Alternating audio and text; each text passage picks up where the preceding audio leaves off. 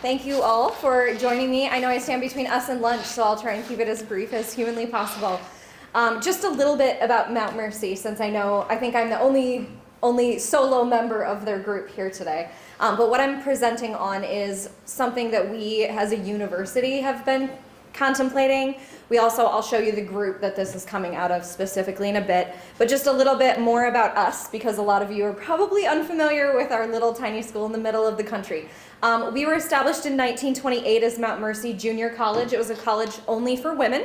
It wasn't until 1969, actually, that we became a co-ed university. So it took us a little bit of time to get there. We did move into the four-year college arena in the 60s, so a little bit before that. But now we actually are the only Mercy University in the state of Iowa, which leads to part of my talk in a little bit. And we are only one of four in the Midwest. So we're very much a little bit isolated out there, but it does provide us a really unique opportunity in comparison with some of the other Catholic-oriented schools. We are always trying to grow. We are a smaller school. We have about 1,500 students at any given time, but we do offer programming from undergraduate clear up to our two major graduate programs, which is marriage and family therapy, doctorate degree, and then we have a doctorate of nursing practitioners. So we have kind of the gamut. We have lots of online-only programming, but primarily we are still an in-person, traditional-based university. So that's what we see there. Like many of you, we all wear lots of hats and do lots of things. So that gives you a little bit of a background about us. And really, as this talk is about, we're trying to revamp our core. It's been many years since our core has been revised. Our big concern primarily is that right now, our core requires about 46 credit hours, which is one of the heftier cores. And so we're trying to reduce that. And we actually had CMHE come last year, and we had accreditation as well come in, and both said, lessening the numbers are a priority. So just to show you briefly what ours looks like, we have had we called it Portal. I'm sure you all have something very similar. Your gateway course is your entry into the university. Ours was really created to be a foundations to the university, to get to know the university. I've put up, it's kind of tiny, but you can see a list over here of some of the arenas that the class started out as. Primarily when it was invented by one of our current English professors as a way to really dive into a topic that matched a critical concern that was near and dear to someone's heart, and then tying that into class, similar to the way that Alyssa allows that for students to kind of build classwork, right? So we're seeing that framework here. We do allow for a transfer exemption, however, so this is really for our freshmen coming in. So it wasn't something that was reaching all of our students, and we'll talk about it more in a little bit, but it was something that became what we like to call the kitchen sink phenomenon, right? Everything gets thrown into it, and it now becomes not what it was supposed to be. So you'll see more on that in a bit. We do have the three core competencies that are pretty familiar to everyone. We have the oral communications, math requirements, and then a writing component. We also have a technology component that's listed out that I think if you confidently went around and asked our faculty what's the tech component of the liberal art or the general core curriculum, they would look at you shocked and wonder where they were working. So even some of the things that are on here we don't actually see in practice a lot. But of course, we have historically set it up as a domains of liberal study. We have 7 arenas here that are tied to that holistic approach, that student learning. Some of them are community-based, so that idea of the Catholic social teaching and the integration with others. That is primarily where I reside in this arena, is in the self and society domain and holistic health. But we really do try and approach all of these with our students. Again, if we have a student transferring in, they're exempt from all of these except one philosophy or religion course, no matter how many they've taken previously. So that's kind of what students are getting into. We end with this culminating capstone experience, which is supposed to tie them back to the portal, which again, most of them aren't taking now because the majority of our students are transfer students. This also was originally a course that was housed within the liberal core curriculum Instead, it is now transferred primarily into the majors categories and often falls in line with a senior seminar. So this course does not look the same at all for all of our students taking it across the board. Some are doing papers, some do presentations. I'm thinking I would like to do Alyssa's model with the writing of letters, right? So it changes all the time. So kind of the outcome of this, right, is that we were at this 45 credit hours that would range so big and so dramatically between all of our students. We were really trying to figure out what to do with it and how to make this more tied to our Mercy mission than it has been before.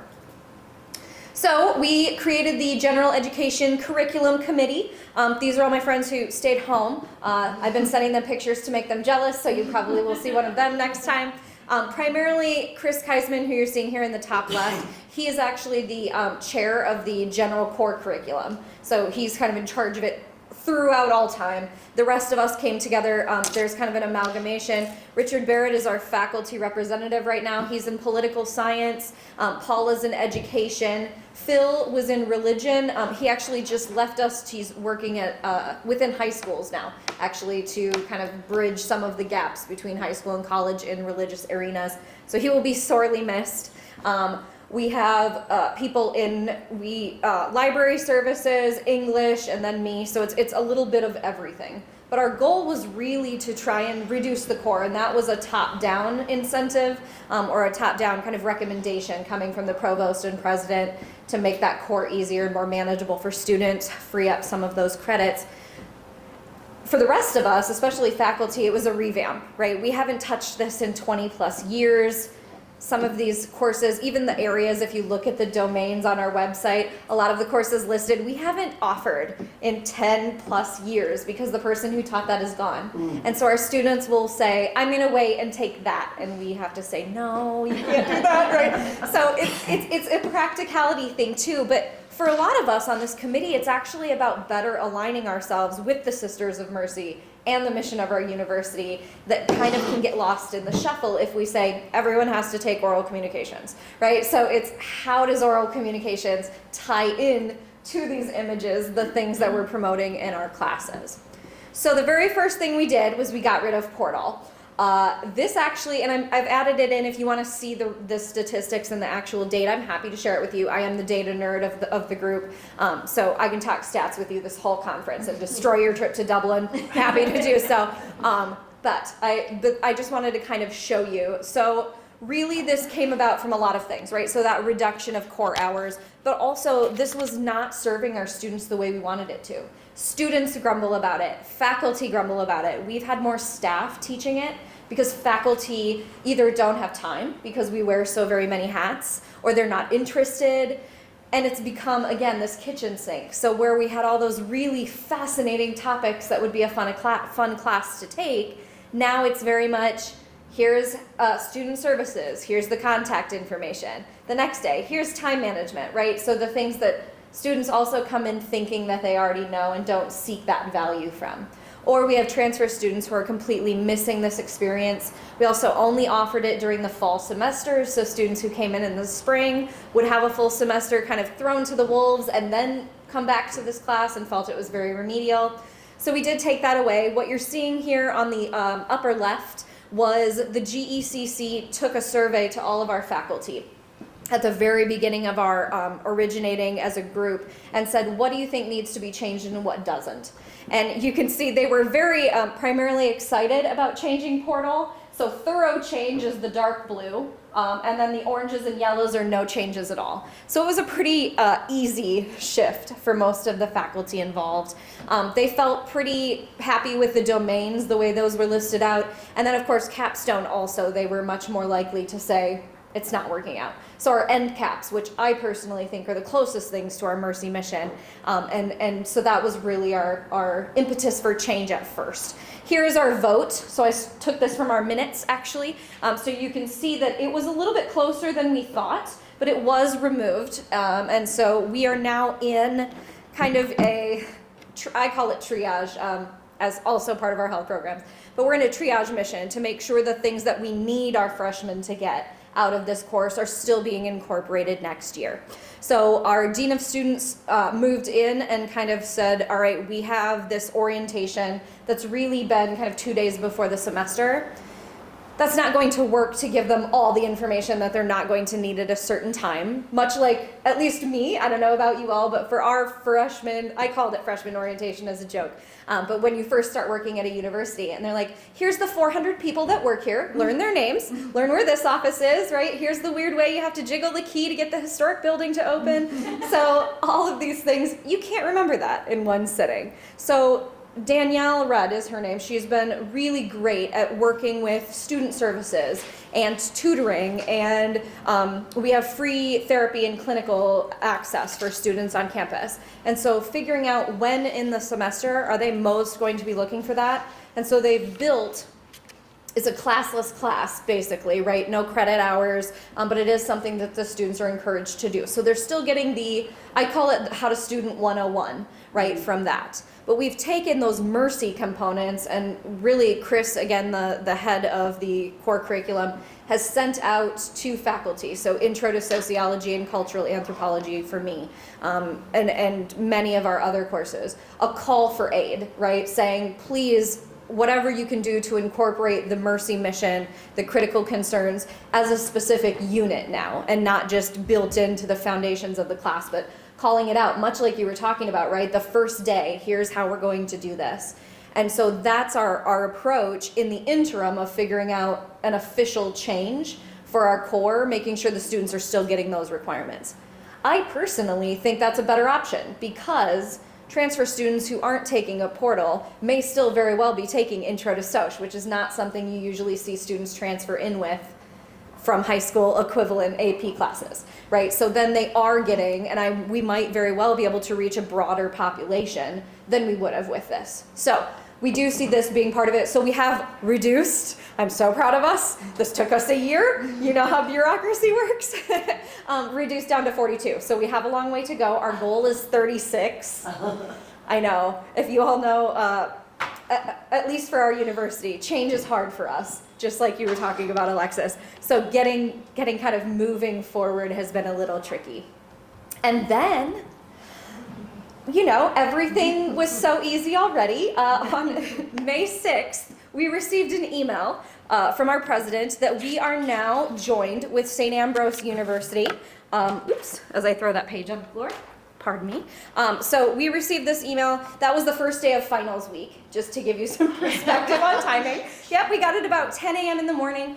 So we're all wandering around, making sure that we have the same shoes on, things like that, you know, as you do on finals week. And so we received this. We are pleased to announce that St. Ambrose has signed a new joint agreement with Mount Mercy as we explore a potential strategic combination. Mostly, they promoted the ties for our graduate pathways in this kind of initial announcement. Now, I'll tell you a little bit more about St. Ambrose in just a second, but the goal here, right, is that we are actually starting this right away.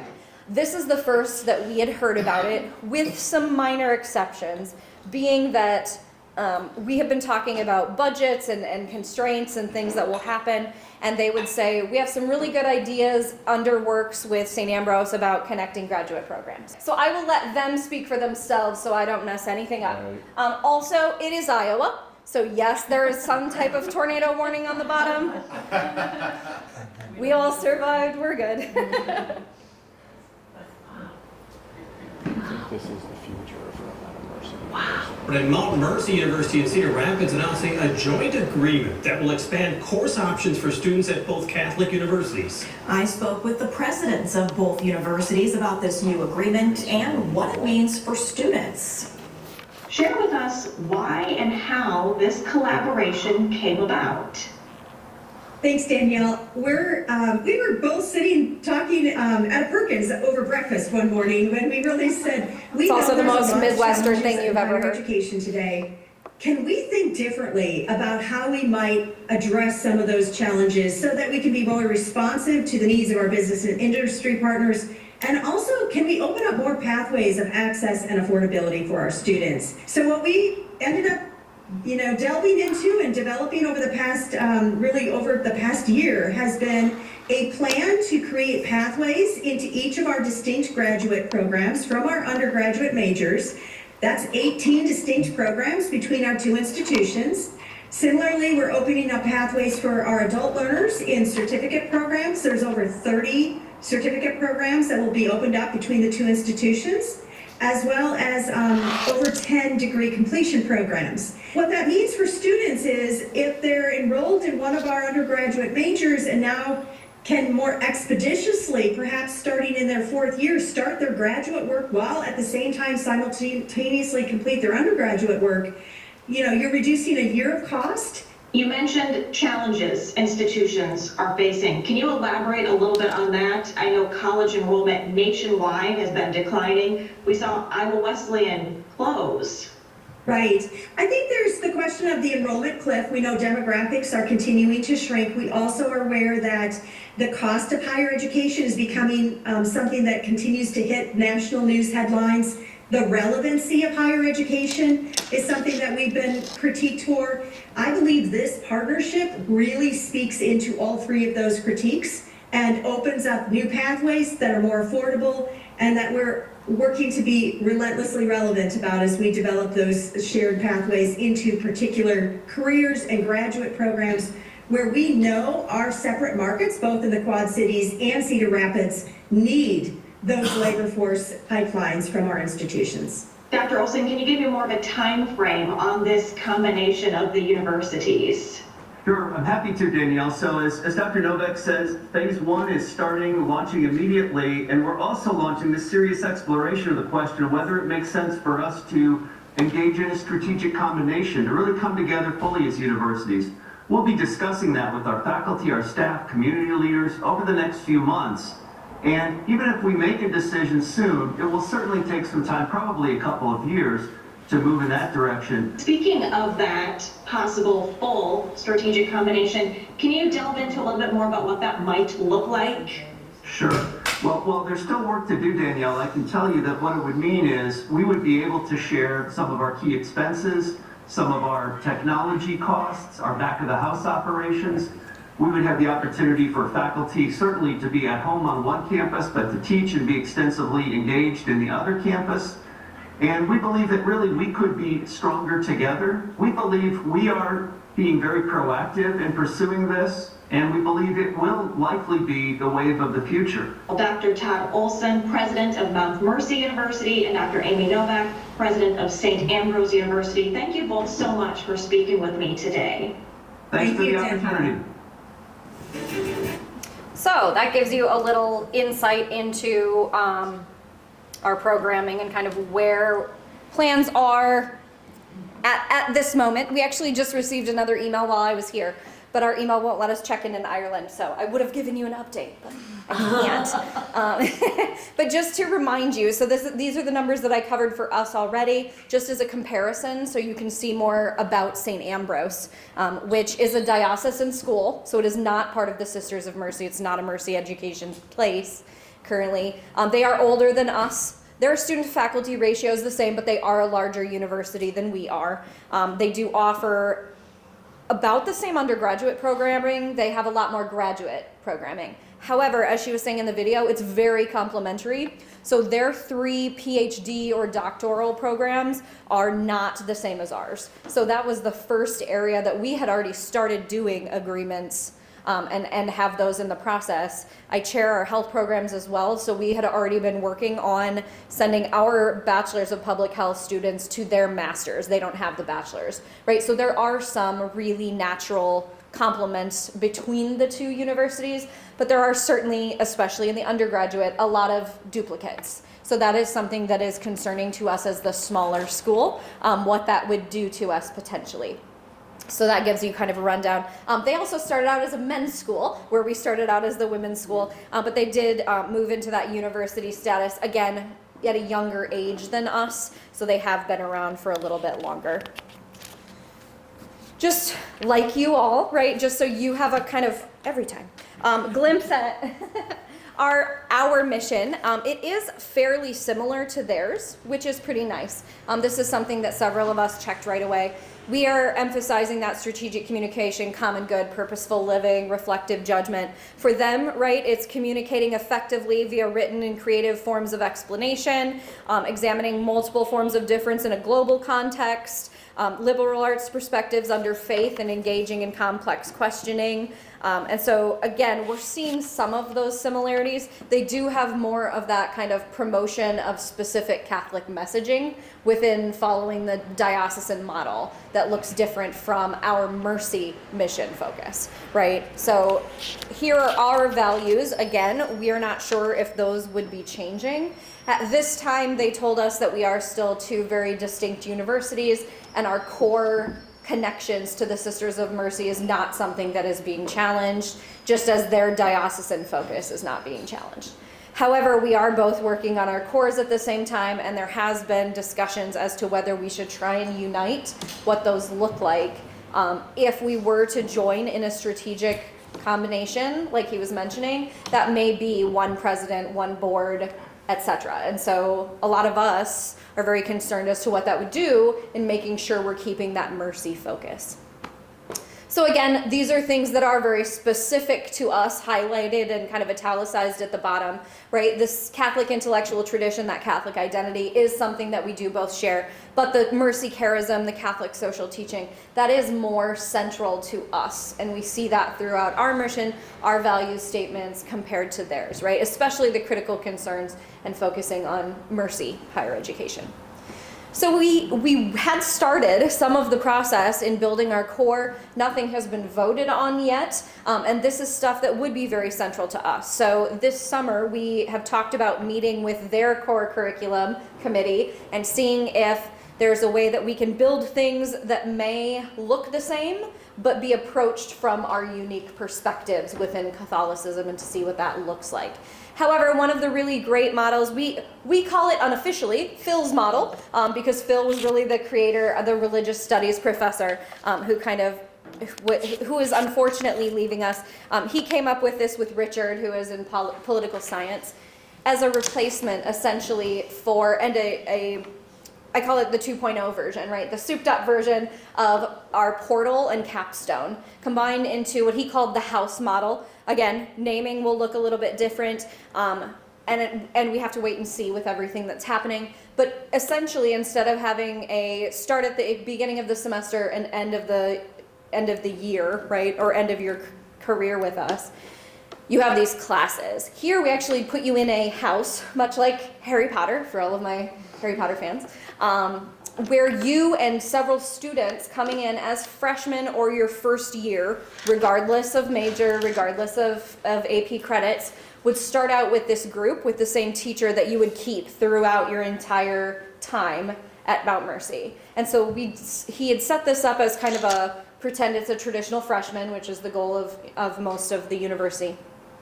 And so it would be classes. You would get credit hours for this. It would be basically just informal meetings throughout your time here to keep you connected, that sense of community, right? Working together, the social teachings, and adding it all up into this mix of creating long-lasting connections to others, but also providing service, because that is a component that we do not actively have in our core curriculum right now. It's more academic focused, and we don't have any specific service requirements. Those often come within majors.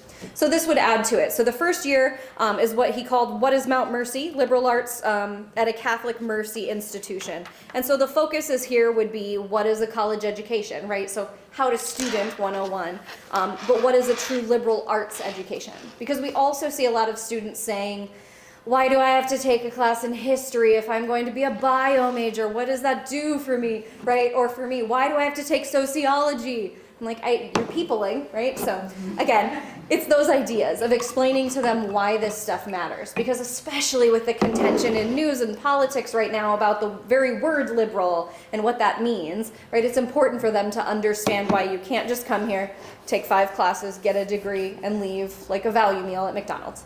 So our goal is to bring that in, right? And so for us, what is liberal arts, but what is a Mercy liberal arts education? So again, that foundation right there, the first semester they get here, connecting them, giving them community, giving them intention, giving them a guideline for the rest of their time with us. Then we move into who am I? This is human person in Catholic intellectual tradition and mercy charism. And so here, right, this might be just our critical concerns. Maybe you would focus on one in particular, depending. So this would be in the spring, which is also when our Mercy Mission Week usually falls. So those, it might be whichever mercy mission is being, or mercy critical concern is being focused on. So that gives them kind of a deep dive here. There would always be kind of one large community or semester event that might be service oriented. It might be connecting with community partners, right, depending on what that house creates. But here it is about what is being a human, and I really liked the class that you were talking about, Jaime. I wrote down the title. I'm going to see if we can borrow it from you. So we'll see. But I really like that, right? So that idea of how to be a human, but also how to be a good human, and how does that tie to Catholic, both lowercase and capital C. So that would be the focus of this kind of second year. How do we use liberal arts for flourishing as humans, right? Not just existing, but flourishing and growing and elevating. So that also will tie it back to year one for them. So it kind of continues on this path. Then it's what am I to do? So we were talking about human person. Now we're on to human purpose. So it is not a typo. But here it is actually implementing, right? So it's very similar to what you were talking about, Alexis, right? We learn, we do, we grow, we create all of these areas and we put it into practice. And so now here, what is the purpose of humanity as an existence? What is true happiness? What is true joy? What is freedom? What is connection to others, right? What are my gifts and talents, and how do I use them in life? And how do I combine my gifts with yours to give us the optimal experience, right? And then lastly, in that fourth year, what have I learned? So here's that implementation. That would be that capstone project. I am pro-service learning at all times, so I think this should come with a service learning component with ties to our community in whatever way, shape, or form that would be. So that's really a goal for us. So it would be, instead of, right, these two kind of end caps that often get missed by students or are very siloed, it would be emphasizing that community. And my hope is that I would get a bunch of students who are not sociologists. My favorite classes are my intro classes where I have students in all of the different areas, right? And I get to see them continue their college education and work with them, because I think that really is that liberal arts component, right? They might be a business major or a bio major, but I'm their house professor or whatever we call this person, right? And so they have these core unique facets that I think would be a really great addition. Getting buy-in on this might be a little tricky from faculty because that is a 4-year commitment to these particular students, right? And it would be interesting with kind of 1 credit hour per year is really how we thought about dividing it up. So it would be interesting to see how that works out, even just financially or administratively speaking.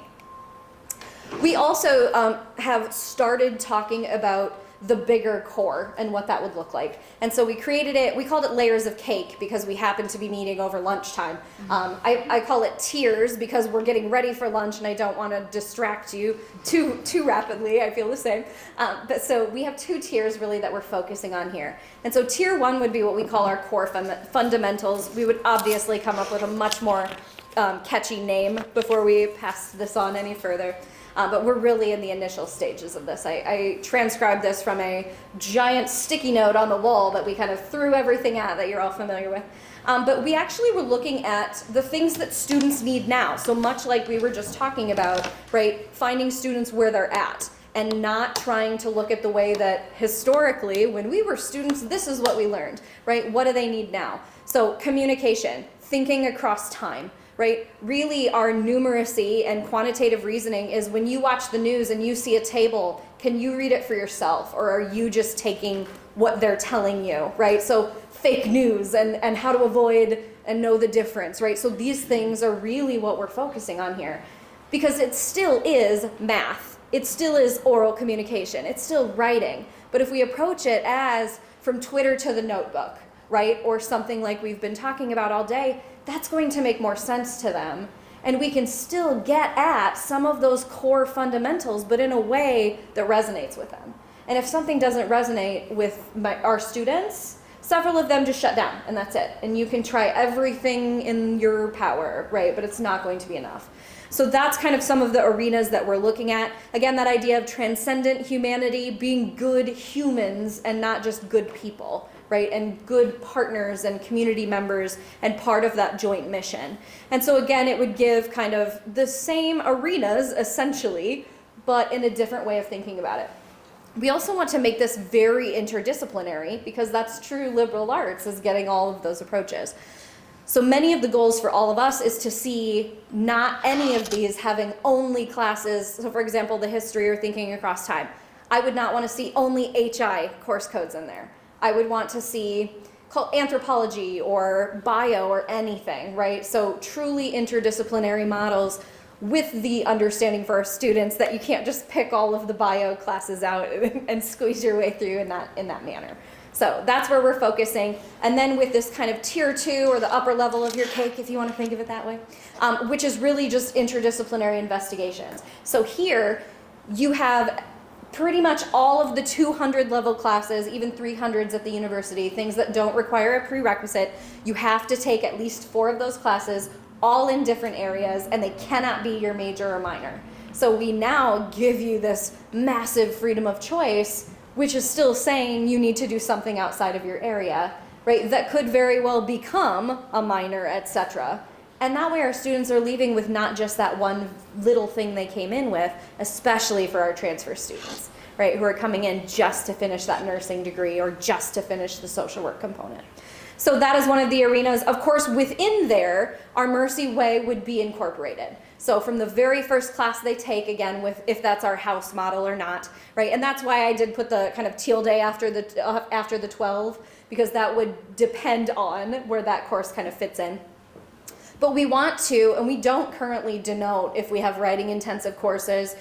We also want to create mission intensive courses and say students need to take so many of these that are specifically created and given to our students in this mission focus.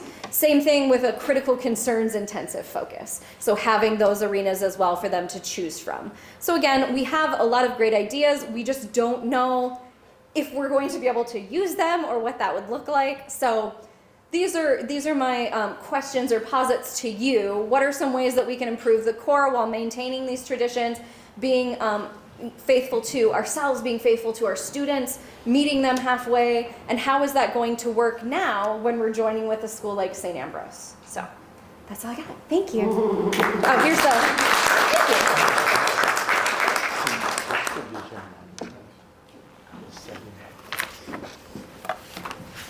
In my opinion. yeah. You sparked so many things in my head as you were speaking. So I tried to be brief.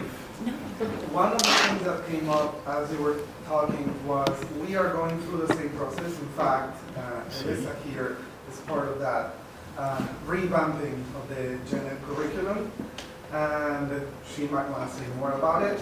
But one of the things that I have been really vocal about it, because I have seen it happen at many different institutions, is the fact that many administrators want to cut the total number of credits, and they don't care what you cut. They just want it to be lower, which to me is really not smart. The other thing about that is that most of the time what falls through the cracks is the language requirement, which in many cases is already gone. And that is a huge disservice for all of our institutions, because in the United States, one of the largest minorities, which will become a majority in the next few years, is the Hispanic majority, or minority at this time. And even though most of us speak English, the latest statistics that I read was 1 out of 12 doesn't speak English. So when you think about Hispanics, you think maybe they don't speak English. No, we do. Even though we do speak English, it is important to learn Spanish. because by learning a language, you learn about the culture of the people. And in order to be able to relate to this culture, not just as a community, but also as a business. If you have so many people from that culture, you can serve them, you can sell them products. So it is wise to learn about this community. So I think it is important to keep that in mind. And I didn't see world languages or Spanish specifically in your program. So I just wanted to bring it to your attention. So you might want to put it back.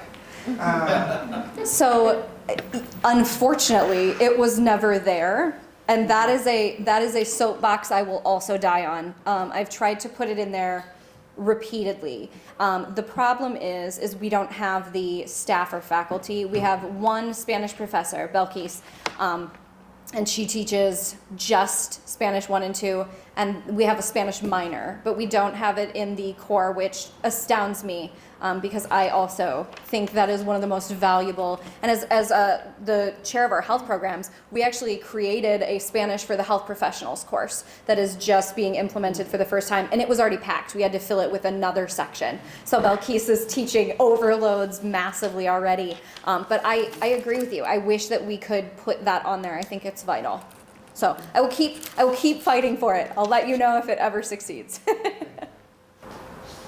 Yeah. So, Jen, so speaking for Carlow, so we do have something embedded in our general education curriculum called the Just and Merciful World curriculum, which is kind of a little sequence of courses, and it maps from a student's first year to introducing mercy concepts, to an ethics and social responsibility, service learning, and then a junior anchor course where it's assessed. So it's interesting, like within the gen ed, it's kind of a spread that's going through, but I don't know how effective it is, across the different majors, because it blends some like general introduction and then some major specific application at the junior year. So I think there's some variety there. I did want to point out, I loved your comment that liberal arts education is not like a value meal at McDonald's. I think you might have left off the corresponding piece. It's more like an Irish breakfast at the Mescal Hotel.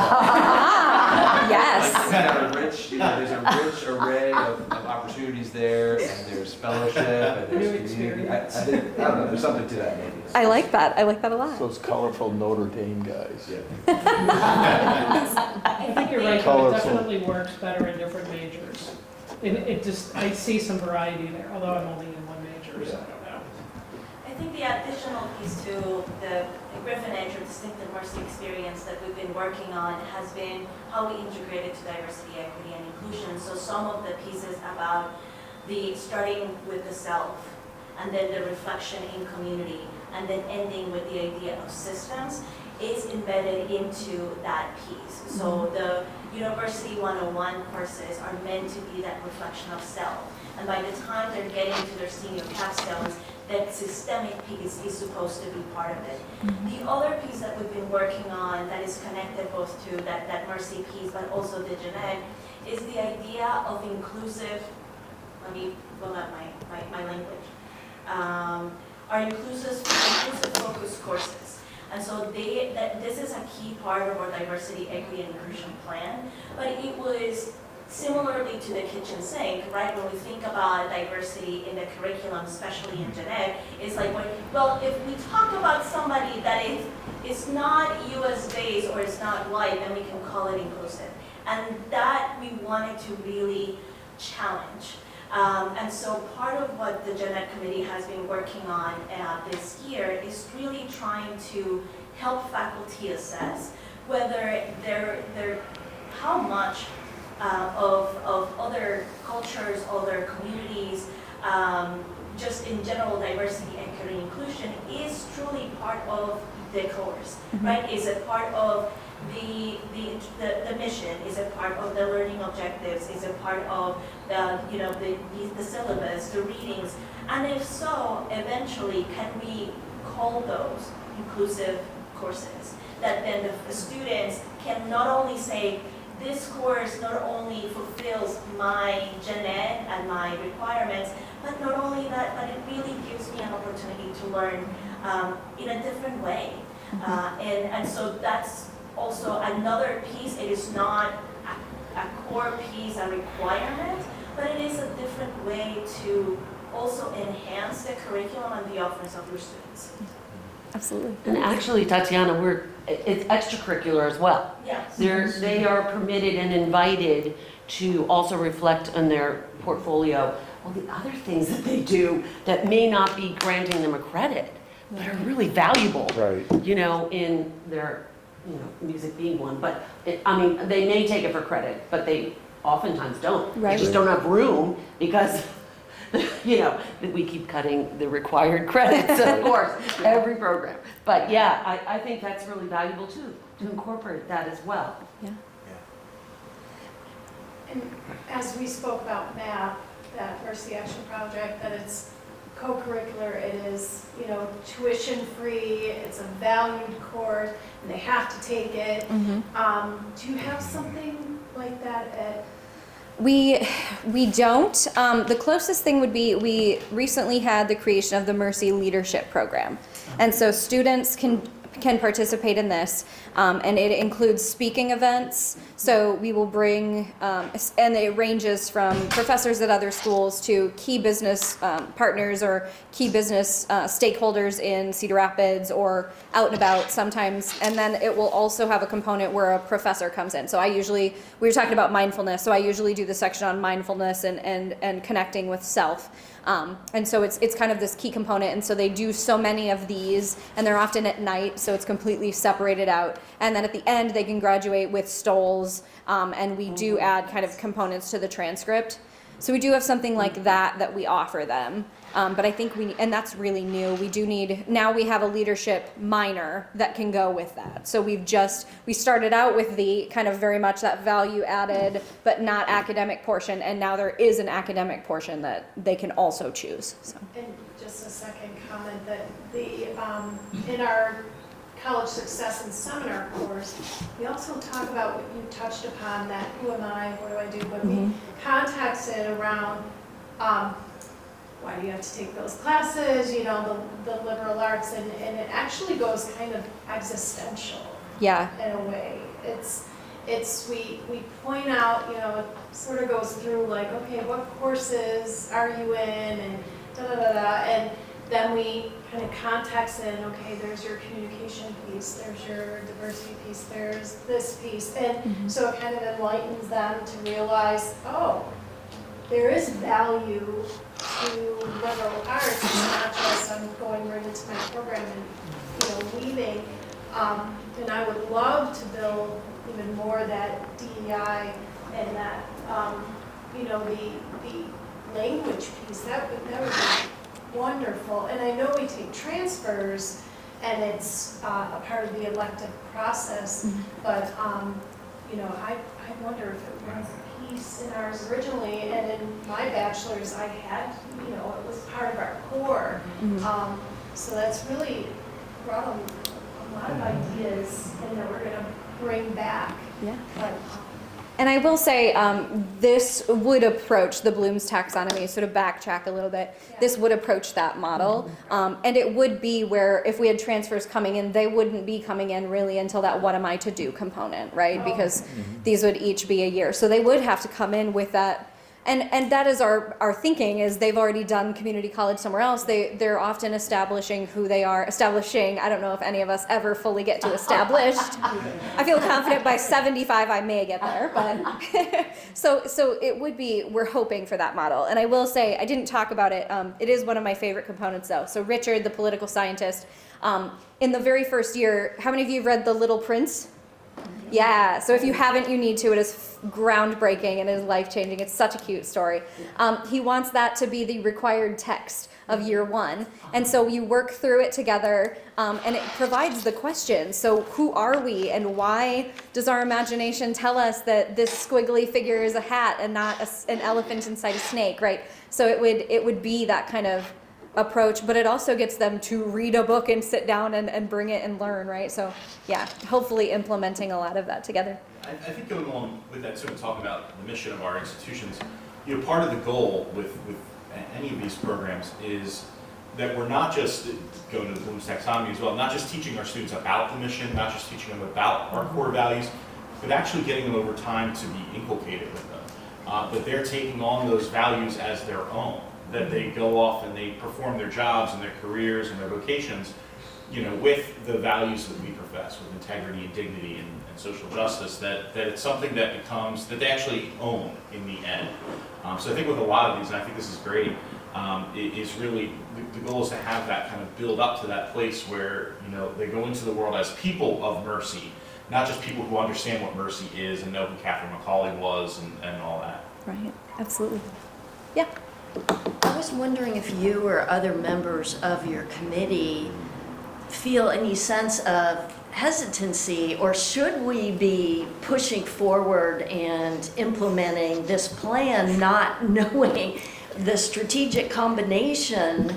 You know what I mean? Like, teleologically, like, I'm wondering what the larger framework is here for the mercy values. That is one of my favorite questions, because I am the let's do it and then fix whatever is wrong, rather than the let's wait for 7 years and plan it out so it's perfect. And Richard, the political scientist, he's on the opposite side. And so we always joke with each other at the meeting. So he's like, Lacey's on the fast California train today, because I'm like, and I'm the note taker of our group. And so 2 meetings ago, I was like, all right. And I put my hands down and I was like, we have met for an entire year and we have made 0 changes. Here are the notes. We're making a change today. And so I am that one who says, no, let's do it.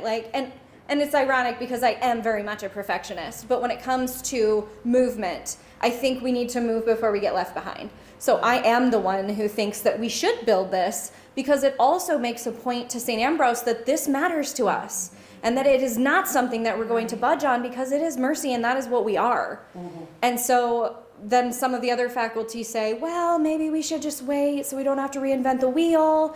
And I say, right, but if they're also waiting, then nothing gets built.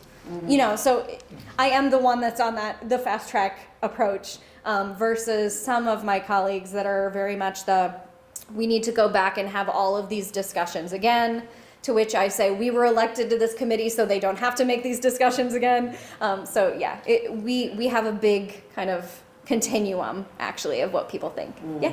This seems like a trend, and I know you're discussing this in-house. What I'm getting to is, has anybody ever spoken with the alumni? And these mergers are often, the foundation is starting to get built and it slowly moves in. I'll give you an idea. The only thing, I mentioned, we have another Cornellian here, but I'm a hotelie too at Cornell, and the hotel school, which has always stood on its own, was moved into the School of Business. Mm. The hotel school at Cornell is significant, raises a significant amount of money from alumni. And as soon as that name changed, it went away. 60% of the alumni, and I got notes from other alumni, because the college asked me, we did the same many years ago, asked me what was my experience with the alumni and alumni giving. You see, so I think that's a huge consideration, since everything here, all of our problems, many of them would be eliminated if we had all the money in the world. Yeah. And now we're looking at eliminating more. So we have to consider that, because if you change the name or it goes to Mount Mercy or whatever, yeah, a lot of alumni may have problems. Absolutely. And I can't say for certain in any way, shape, or form whether they have talked to alumni about it.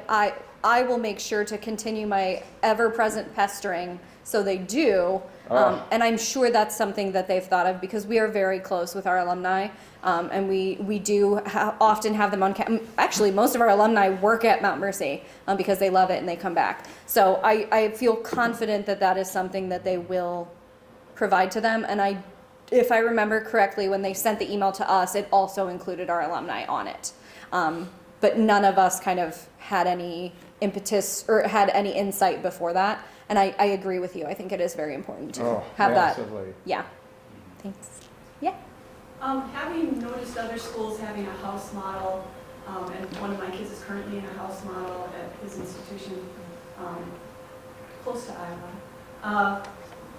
Usually they're 1 or 2 year models, and I know, to sign up for a 4-year campaign for both faculty and students is difficult. I was just wondering, and I don't know if you have a residency requirement so you can kind of ensure that you have 4 years. Could you speak to that just a little bit? Yeah. So we have I call it diet residency. If they are freshmen and they don't live within 20 driving minutes, they do have to live on campus. And that continues onward as they get older. If they are married, or like I said, if they live close, then they don't have to reside anymore. So that would be part of it. I do think that, especially if that were something that we would be doing with St. Ambrose, it would move to an online format. And the intention would be that it would be, every 2 weeks we would meet maybe over dinner for an hour or something. So we feel that the time commitment might not be as bad. And it could very well be that the first 2 years are in person, year 3 and 4 are online or something like that. Yeah, so it would depend. We had talked about it being a 1 to 2 year model, as is most often the case. But we really thought about, again, that sense of connection and hoping to see what that would do for retention, because we very often have students who leave after year 2. And so if there's something significant after year 2 that would keep them, right? So that's kind of the goal. But again, it was kind of brought up and we've talked it over. None of this has gone past GECC at all. You're the first people outside of our committee that's actually getting to see this. So yeah, I would be interested to see. I like the 4-year idea, and I say that double overloading usually every semester. So that idea of time management and being able to say no that we talked about a couple days ago. But yeah, so I'd be curious to see how the 4-year model implements well. And just to follow up on that, a number of our students end up attending for more than 4 years. So, you wouldn't want to have their community just suddenly drop because this is a 4-year. Yeah, absolutely. So I agree. I would be interested to see if we would have if that model would continue depending on who's there, or if we would then have teachers who would just have like year 5 plus, and what that would look like to be able to kind of add that in. Yeah. I wanted to emphasize another thing. When we come to that question, who am I? It is pretty easy for most of us to answer that question as, I am human. I am a human that has evolved on this planet over millennia. I am somebody with a responsibility, as you answer in the next question. But as Catholic institutions with a religious background, with a spiritual background, we could benefit a lot. And I do this in my class by offering excerpts from Michael Hines, from Father Richard Rohr, from Anna Putin, to give a Buddhist perspective, from Gangaji, giving an Advaita Vedanta perspective. So people answer that question in the deepest way. So they realize they're not just humans that may sometimes have spiritual experiences. We are spirit having a human experience. So if we realize that, and if we have students realize that they are spirit itself, and they're the hands of God, so they can help others when they see the need, then we have done a huge job in their lives. They may not understand it right away, but we have planted a seed so they can be truly who they should be in their lives. Many people live their whole lives not knowing this truth. And if we just let them know at age 18, 19, we could change the world. Absolutely.